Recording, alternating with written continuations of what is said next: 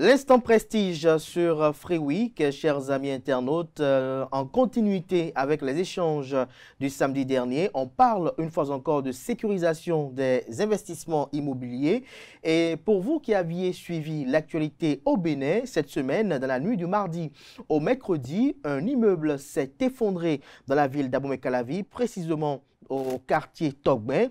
La presse locale en a parlé du plafond au plancher. On en reparle ce matin avec des experts, des spécialistes. J'ai comme invité, convié en ce plateau, déjà installé, Victor Baguidi. Il est professeur titulaire des universités et directeur adjoint honoraire de l'école doctorale des sciences de l'ingénieur de l'université d'Abomey-Calavi. Il est également le président de l'Ordre national des ingénieurs civils du Bénin.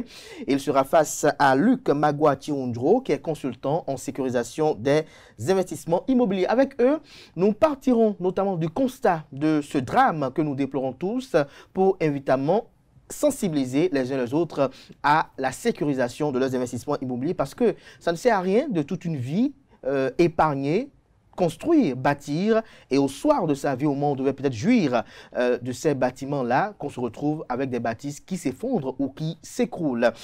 Luc Magloire Tirundro, bonjour. Bonjour, M. Abdelkader. Merci d'être là, consultant en sécurisation des investissements immobiliers. Victor Baguidi, bonjour. Bonjour. C'est un plaisir immense de vous avoir dans ce studio. Merci pour la disponibilité et le fait d'être matinal. Merci malgré l'âge, merci d'être là ce matin. Je rappelle à nos amis internautes que vous êtes professeur titulaire des universités et directeur adjoint honoraire de l'école doctorale des sciences de l'ingénieur de l'université d'Abomey-Calavi. Vous êtes également le président de l'Ordre national des ingénieurs civils du Bénin. Je vais démarrer par le consultant en sécurisation des investissements immobilier. Luc Magua Tiundro, dites-nous, lorsque vous avez vu, vous avez appris, comme tous les Béninois, vu, parce qu'il y a eu les images qui ont circulé, vous avez lu dans la presse, sûrement peut-être vous avez effectué le déplacement lorsque je vous ai informé qu'un immeuble à plus de 3 niveaux s'est écroulé en pleine construction. Qu'est-ce que cela vous a... Quel a été votre état d'esprit, votre état d'âme? Merci, M. Abdelkader. La question est très essentielle, puisqu'elle relève de notre cadre de vie commun et des risques que les gens, auxquels les gens s'exposent lorsqu'ils ne prennent pas la mesure du problème de la sécurisation des investissements. J'ai été touché par cela, et sûrement qu'il n'y a pas le respect des normes techniques applicables en la matière. Le respect a été chose qui n'était pas au rendez-vous, oui, sûrement. Et puisque nous sommes sur ce plateau avec une personnalité. Tout à fait. Le président de l'Ordre national des ingénieurs civils du Bénin. Oui, oui. Je crois qu'il a plus quand même à dire, plus que vous. Alors Victor Baguidi, le constat pour vous, il est quoi? Qu'est-ce que cette situation doit inspirer? Quel message cela doit envoyer aux Béninois et Béninoises? Merci, M. Abdelkader. Je crois que c'est une situation très déplorable que nous devons faire en sorte à éviter au maximum. Et pour éviter au maximum, c'est qu'il faut prendre des dispositions au préalable. Lesquelles? Lesquelles? Nous avons des règles en vigueur. Il faut déjà respecter les règles de construction.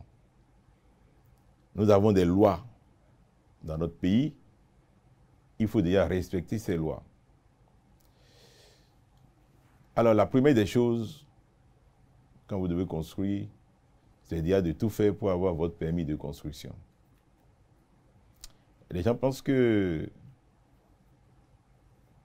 quand on exige le permis de construction, c'est un harcèlement. Non. C'est pour leur sécurité. Comment? Quelle est l'utilité de ce document-là? Je vais vous expliquer. Oui. C'est parce que les gens ne mesurent pas l'importance de ce regard qu'on devait pouvoir avoir en matière de construction. En matière de construction, déjà, du point de vue donc de la procédure, la première personne que vous devez déjà voir, c'est votre géomètre topographe. Et c'est lui qui, n'est-ce pas, en faisant donc vos levées, tout ça, en certifiant votre titre de propriété, vous allez maintenant voir l'architecte. Et l'architecte vous conçoit donc les plans architecturaux. En vous concevant donc ces plans architecturaux, l'architecte tient compte donc de la fonctionnalité de votre ouvrage. Il tient compte des problèmes de ventilation, des problèmes d'orientation. Vous avez des constructions où les gens, 365 jours sur 365 jours, ils sont allumés. Ils sont dans l'obscurité. Vous dépensez de l'énergie alors que vous êtes encore dans la journée. J'allume, c'est anormal d'allumer chez soi. En journée. En journée. On paie de l'énergie.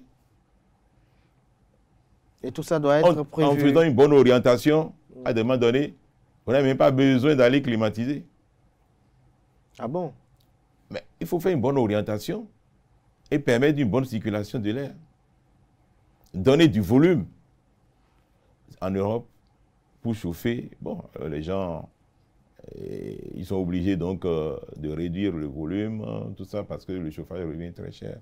Mais ici, chez nous, il faut ventiler. Il faut ventiler, donner du volume. L'espace soit aéré.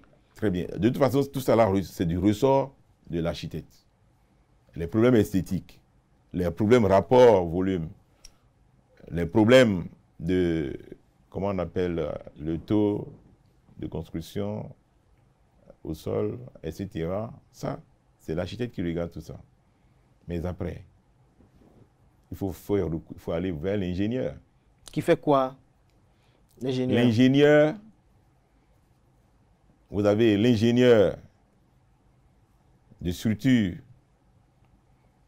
Et l'ingénieur de structure, c'est lui qui vient vous faire votre étude et c'est lui qui garantit la stabilité de votre ouvrage. Ensuite, j'ai l'ingénieur géotechnicien. L'ingénieur géotechnicien, c'est lui qui va regarder votre sol. Le permis de construire exige d'aller faire des études de sol. Mais des gens font des études de sol et les mettent dans le tiroir. Alors que ces études-là devaient révéler quoi? Oui. C'est ça qui vous renseigne sur le comportement de votre sol. Vous voyez là, le sol sur lequel vous voulez construire. Ce sol, les gens ne s'imaginent pas. C'est un sol qui a une certaine résistance. Il y a une charge limite que le sol peut supporter. Au-delà, le sol aussi peut rompre. Dans le cas de Togben, est-ce que vous avez un constat là ou... Togben, je viens.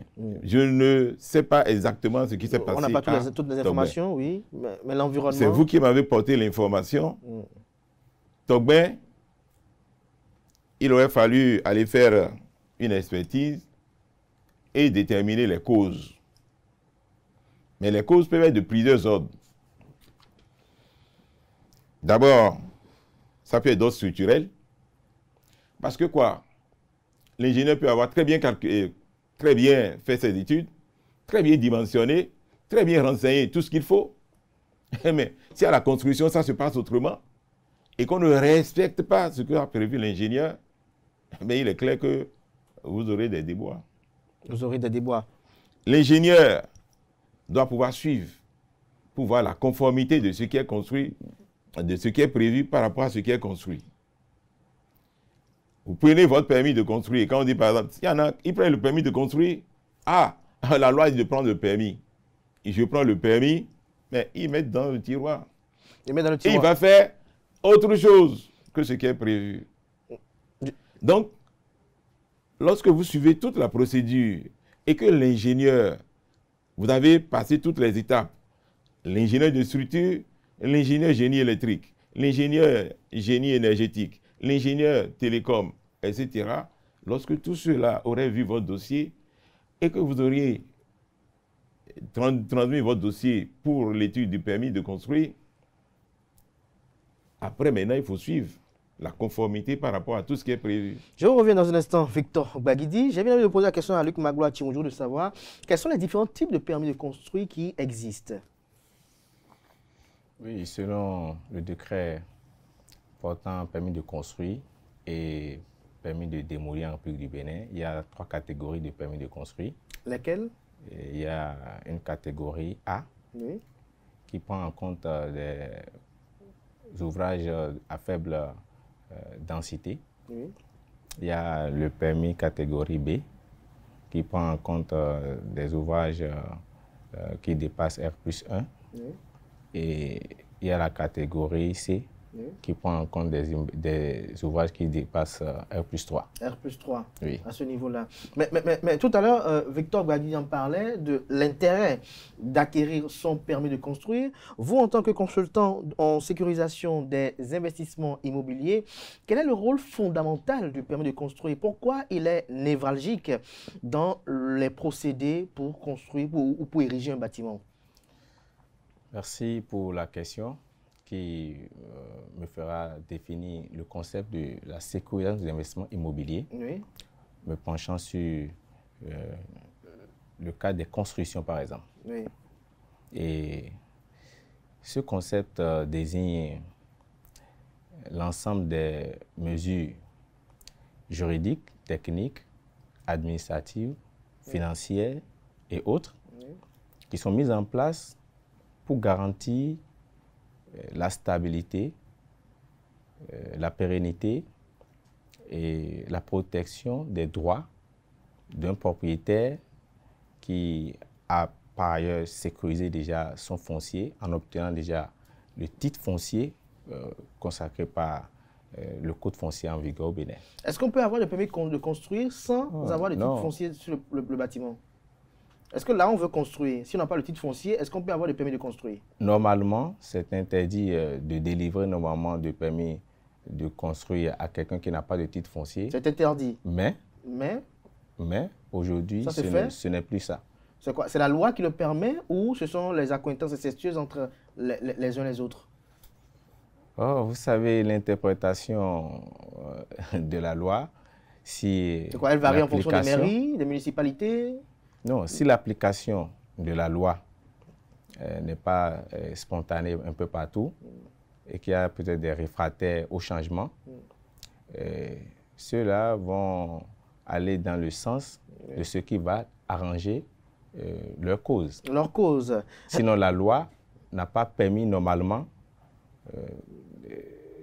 qu'on puisse délivrer normalement des permis de construire à des gens qui n'ont pas de titre foncier parce qu'en réalité, ça fragilise l'état de droit, selon moi, mon avis personnel, puisque celui qui n'a pas obtenu, par exemple, un titre foncier avant d'avoir un permis de construire, en cas d'expropriation, par exemple, pour caution publique, par exemple, cette personne ne devrait pas être indemnisée pour ce que la personne aurait construit, puisqu'on dit l'accessoire sur le sol du principal. Si le principal même n'est pas encore juridiquement protégé par ce que la loi a prévu, c'est-à-dire l'obtention du titre foncier, ce qu'on érige là-dessus, même si on obtenait un permis de construire, serait, selon moi, personnellement, une chose qu'on ne devait pas prendre en compte normalement, ce serait du faux, à mon avis. Mais, Victor Gbagui, dites-nous en plus sur le permis de construire. Oui, par rapport au titre, je crois que le titre de propriété qui est retenu et reconnu aujourd'hui, c'est le titre foncier. Si vous devez aller vers le permis de construire, toutes les dispositions sont prises, les facilités sont données à l'ANDF pour aujourd'hui aller au titre foncier. Il vous faut votre titre foncier pour aller au permis de construire. C'est le titre de propriété qui est aujourd'hui reconnu. Et le permis de construire, je vais encore insister pour dire la raison fondamentale pour ce que moi je pense. Pour aller vers le titre, pour aller vers le permis de construire, d'abord, le permis de construire, lorsque vous allez vers le permis de construire, c'est encore un autre regard par rapport à tout ce que l'ingénieur a fait. Parce que dites-vous, l'ingénieur, c'est un homme. Il peut avoir des erreurs. Lorsque vous faites, enfin, moi je me dis, pour ces ces calculs de structure, pour ces suivis de chantier, etc. Lorsque vous avez un autre regard pour aller voir un peu comment ça se passe, c'est encore toujours bien. Ça permet de déceler ce que vous n'avez pas vu. Donc, normalement, si les gens comprenaient bien là, c'est eux qui devaient même solliciter ce permis de construire. On n'a même pas besoin de faire le gendarme derrière eux.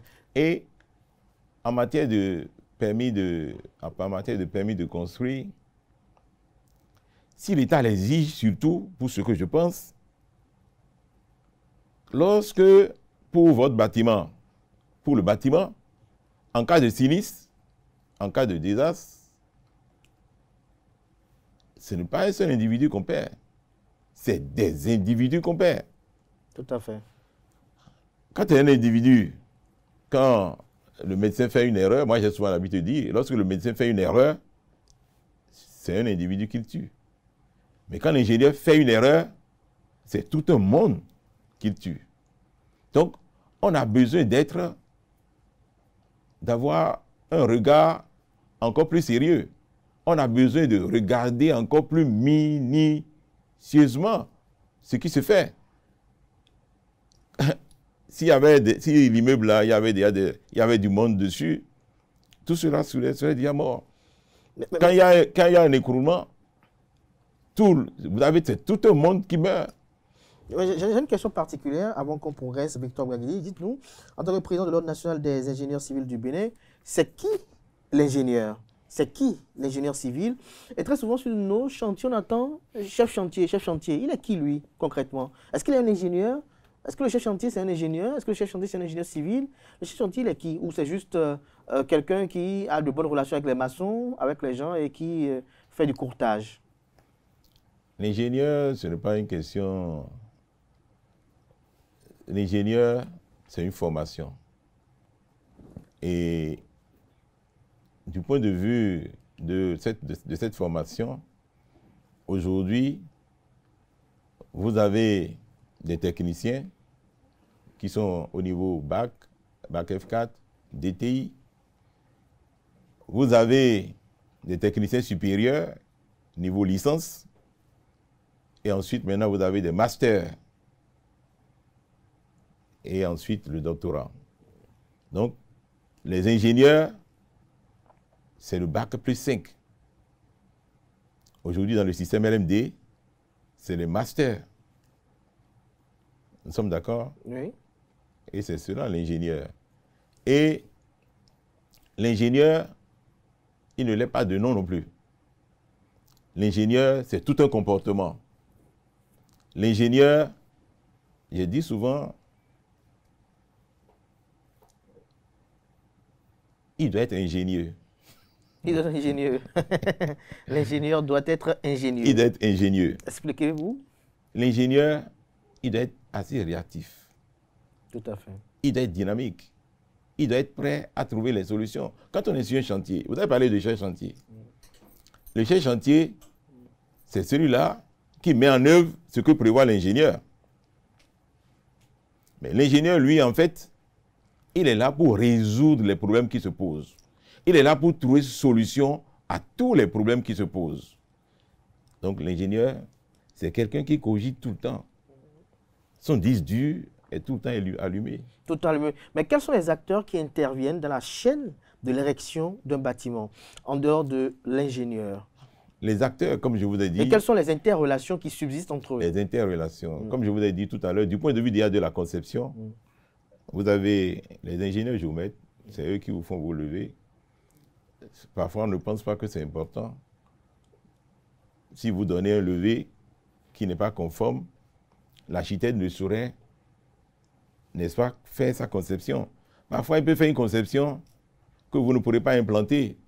En allant implanter, ça peut même aller au-delà des limites, n'est-ce pas, de la parcelle de l'intéressé.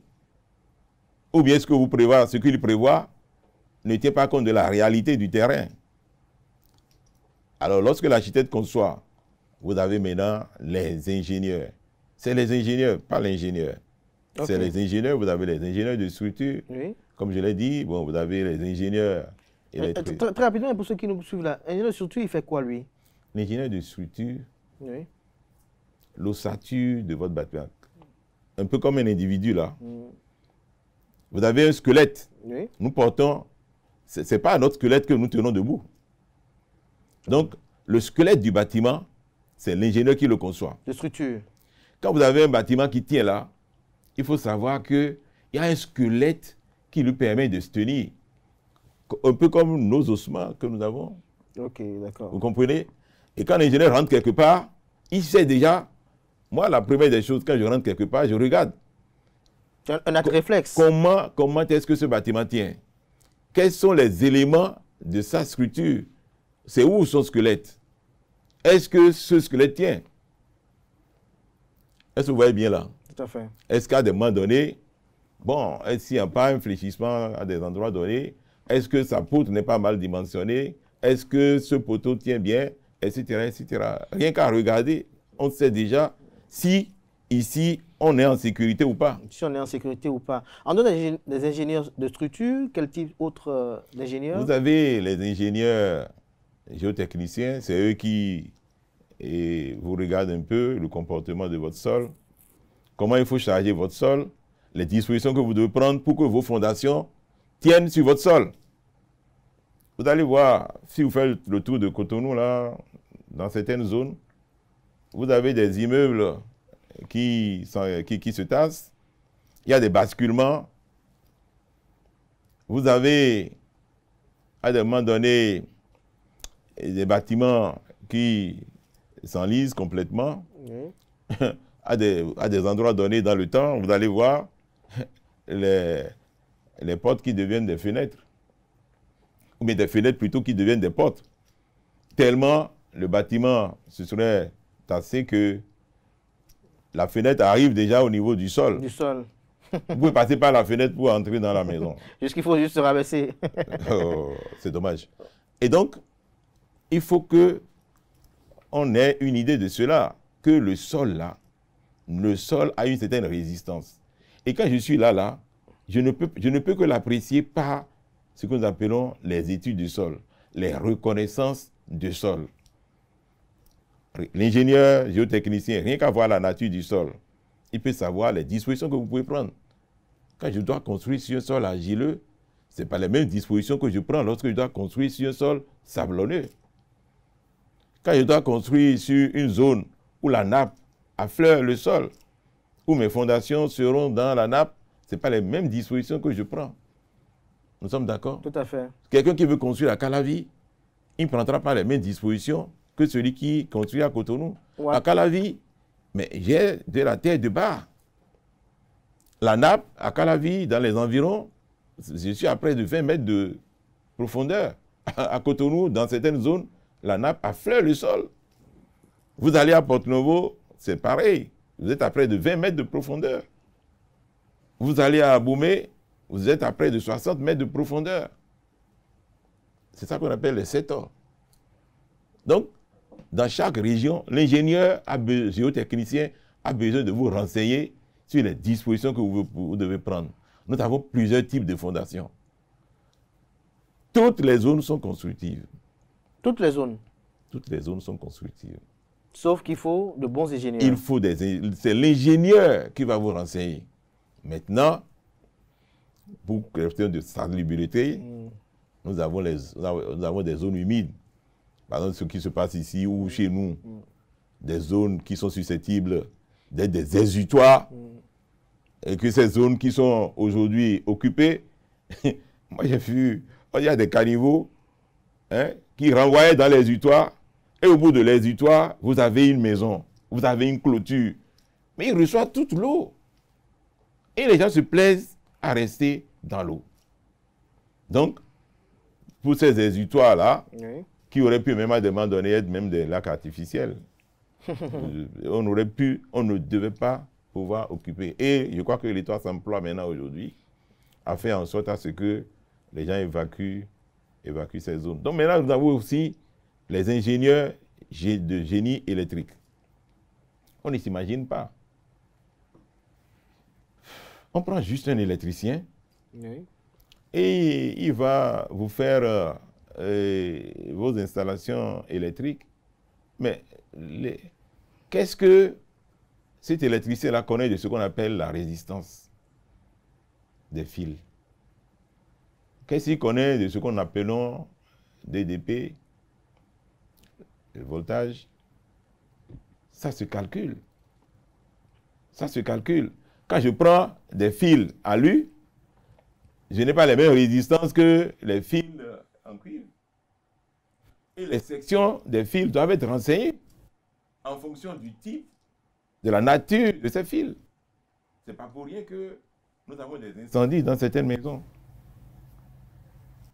Vos prises, vos lampes, les alimentations, tout ceci se fait, ça se calcule en fonction donc de l'intensité du courant, en fonction, n'est-ce pas, de la puissance de l'appareil, etc. Donc, ce dimensionnement-là, cette conception-là, c'est l'ingénieur génie électrique qui le fait. Est-ce que votre fil doit être de 2,5? Est-ce que votre fil doit être de 1,5? Est-ce que votre fil doit être de 3,5 mm?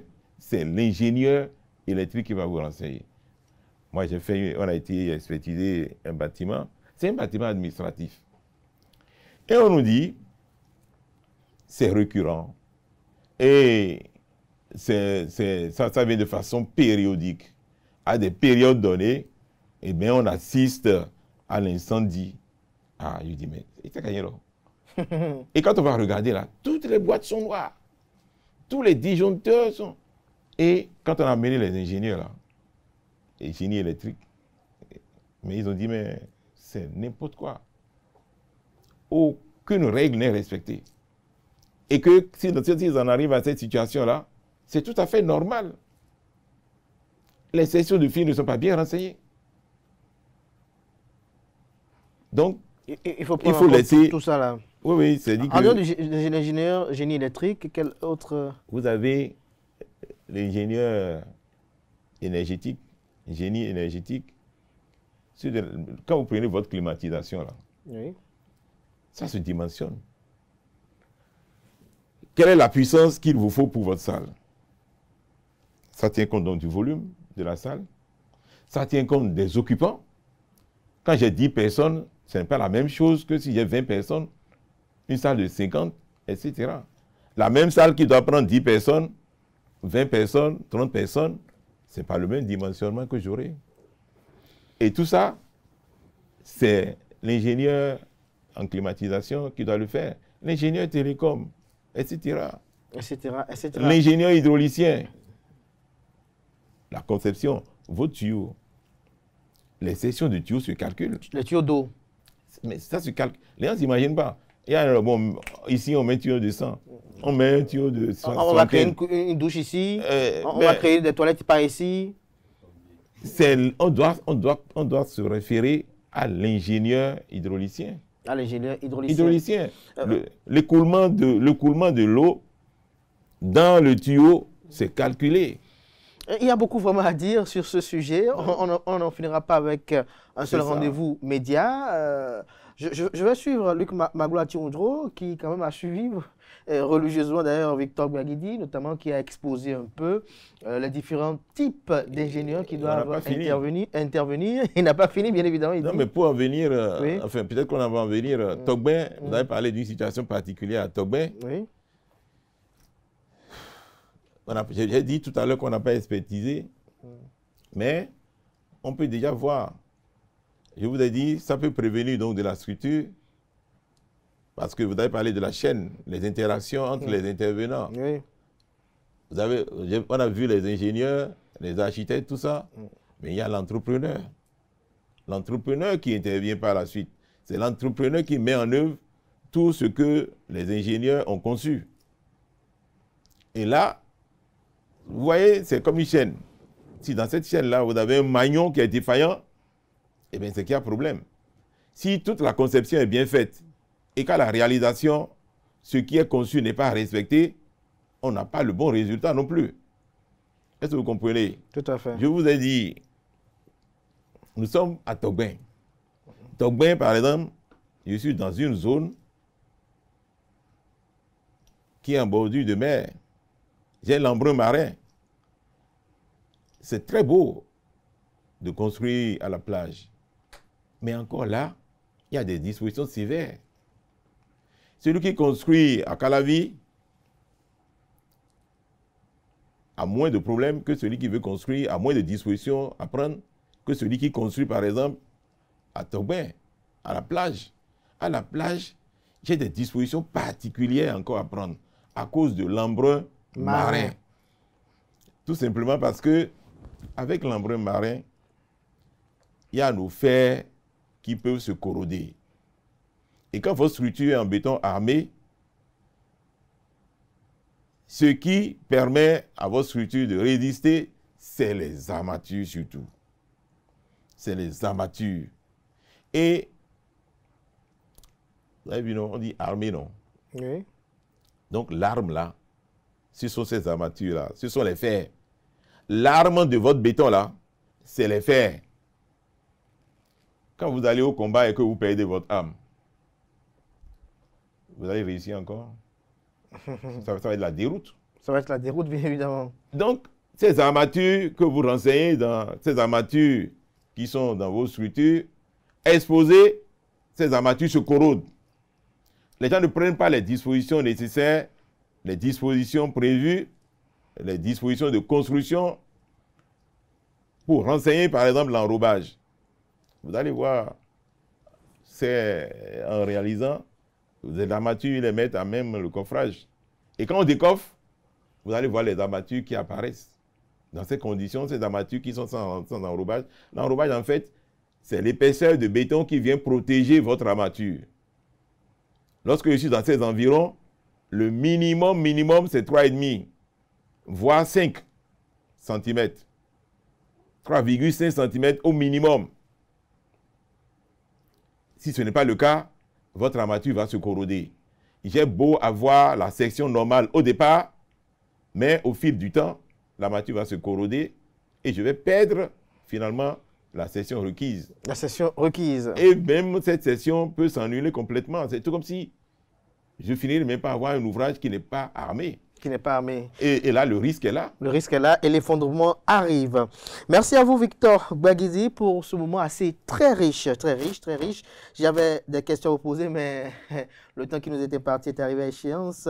C'est dommage. Je crois qu'on va y revenir peut-être samedi prochain avec votre disponibilité, bien évidemment. On parlera sans nul doute des fissures que l'on observe dans les maisons, de part et d'autre. Ah oui. Est-ce que lorsqu'on aperçoit une fissure dans une maison, est-ce qu'on doit s'inquiéter? À quel moment devrons-nous nous inquiéter par rapport à cela? Lorsque la bâtisse a telle problématique, lorsque par exemple, dès le départ, certaines dispositions n'ont pas été prises, qu'est-ce qu'il faut faire à un moment donné pour véritablement remédier à cela, pour que l'investissement immobilier soit sécurisé? Et c'est d'ailleurs même sur cette question de sécurisation des investissements immobiliers que je vais conclure. Luc Magloire Chirundjou, un petit commentaire. J'ai suivi avec beaucoup d'attention. beaucoup d'attention. Et d'admiration aussi. Oui. Victor Gbaguizi, rappelons qu'il est professeur titulaire. Oui, oui. Et j'ai compris que le respect des normes est capital dans tout ce que nous faisons. S'agissant de la sécurisation des investissements immobiliers, lorsque on a obtenu le titre foncier, qui est ce qui est reconnu par la loi pour sécuriser le foncier, il faut recourir aux autorisations qu'il faut pour réaliser le projet qu'on veut réaliser. Comme une construction, il faut obtenir le permis de construire. Pour installer une ferme ou bien exercer des activités, que ce soit agricoles, pastorales et tout, il faut des autorisations pour s'installer. Et si on s'installe, il faut faire les choses comme les autorisations nous donnent le pouvoir. Voilà. Et comme cela, faire les choses selon les autorisations, selon moi, ça va dire que si il y a de sinistre, par exemple, si l'assurance, s'il y a d'assurance, oui, il peut y avoir des dédommagements. Voilà. Et si, par exemple, il y a des expropriations, l'État dira, OK, j'avais autorisé tant, vous avez construit conformément à ce qui a été autorisé. Et aujourd'hui, maintenant, on veut prendre les domaines pour en faire d'autres choses. On va vous indemniser et tout, par exemple. Et si les normes ne sont pas respectées, les normes légales en vigueur ne sont pas respectées, nous allons assister toujours, par exemple, à ce drame qui est arrivé. Alors que lorsque des campagnes de sensibilisation ont été menées et qu'à un moment donné, il y a des gens qui résistent toujours au changement, il doit y avoir maintenant une répression qui sera impérative, oui, pour pouvoir ramener les gens qui ne veulent pas respecter les normes-là à la raison, de savoir que c'est très important de respecter les normes et que pour bâtir un pays, on ne peut pas continuer à caresser la population sur des questions si essentielles et très importantes pour notre cas de vie. Voilà. Merci à vous, Luc Magloire Tirondjo, pour ce moment d'échange. Beaucoup de merci à Victor Gbaguidi pour ses éclairages. Je rappelle qu'il est professeur titulaire des universités et directeur adjoint honoraire de l'école doctorale des sciences de l'ingénieur de l'université d'Abomey-Calavi. Il est le président de l'Ordre national des ingénieurs civils du Bénin. Merci Victor Gbaguidi et merci de prendre l'engagement avec nos amis internautes pour la prochaine fois. Non, mais moi... Et toutefois que vous aurez besoin de moi, hein, et je suis prêt à communiquer parce que je me dis, mon peuple périt sauf à défaut de connaissances. Faute de connaissances, c'est vrai. Et il faut informer. Je comprends, c'est parce que les gens ne sont pas informés. Mais je vais vous donner un exemple. À côté de moi, les gens construisaient et la bonne dame... Elle a ravitaillé avec des tout-venants, des graviers tout-venants. Et j'ai dit, madame, maman, vous auriez pu prendre du gravier propre. Parce que ça là que vous avez pris, ce n'est pas bon pour votre béton. Et vous voulez couler ça dalle. Elle dit, mon enfant, le gravier dont tu parles là, c'est 25 000 francs le mètre cube. Ça là qu'on m'a vendu là, c'est 8 000 francs le mètre cube. Vous voyez la différence là? Mais je vais avoir un truc de 8 000 francs et aller prendre un truc de 25 000 francs. Plus de 3 fois le prix. Et je lui ai dit, maman, c'est parce que vous ne savez pas. Ce tout venant que vous avez pris là, c'est rien que de l'argile. Et quand vous allez faire votre béton là, l'ingénieur a supposé, et c'est ça qui est grave, c'est ça qui est grave, hein. Ce qui est plus grave, les gens ne savent pas. Hein. Il y a beaucoup de dangers. Parce que nous, les ingénieurs, je reste dans mon bureau.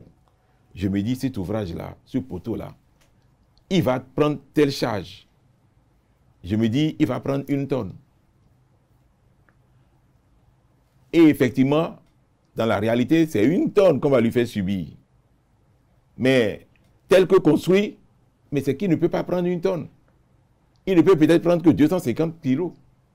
À la limite, 500 kilos peut-être. Mais vous lui faites quand même supporter 1 tonne. De par les matériaux que vous avez mis en œuvre. Donc je vous dis, cette dame, je lui ai dit, mais écoutez, en prenant ce tout venant, votre béton, le béton c'est quoi? C'est un mélange de gravier, de sable et de ciment. Et c'est le ciment qui vient renforcer. Je crois qu'on va y revenir beaucoup plus en profondeur par rapport au béton. Je termine. Vous dites, vous voyez là, quand vous faites comme ça, au lieu que ce soit le ciment qui s'accole à votre gravier, c'est l'argile là qui s'accole au gravier et le ciment vient s'accoler à l'argile. Et solliciter, l'argile ne pouvant pas se coller correctement à votre gravier, eh bien, le gravier se décolle. Et bonjour les dégâts. C'est ça qui fait que votre béton, au lieu d'avoir par exemple un béton de 20 mégapascales, vous avez à peine un béton de 10 mégapascales. Et quand votre béton n'est pas bon, le fer aussi ne travaille pas. J'aurais mis le fer, j'aurais mieux fait à un moment donné de construire un ouvrage non armé. Parce que ce n'est pas la qualité du béton que l'acier travaille. Les gens ne savent pas. Et vous êtes là pour nous informer. Merci pour la disponibilité. Je crois qu'il y a assez de thématiques là que j'ai pu quand même noter pour nos amis internautes pour les prochains rendez-vous. Merci à vous, Victor Bouaguidi. Merci à Luc Magwati. Nous passons à présent à la tribune virale.